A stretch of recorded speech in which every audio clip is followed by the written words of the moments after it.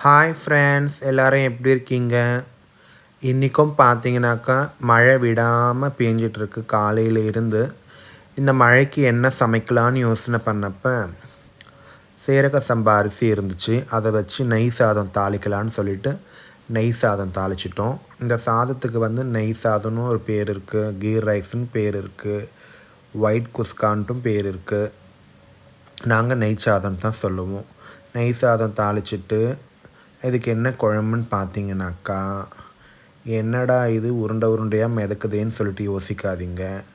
இதுக்கு பேர் தான் மட்டன் உருண்டைக்கறி குழம்பு. இதை நாங்கள் உருண்டைக்கறி குழம்புன்னு தான் சொல்லுவோம். உங்கள் ஊர்லலாம் இதுக்கு என்ன பேருன்ட்டு நீங்கள் கமெண்ட் பண்ணுங்கள் ஃப்ரெண்ட்ஸ். பாய். சிவராத்திரி தூக்கம்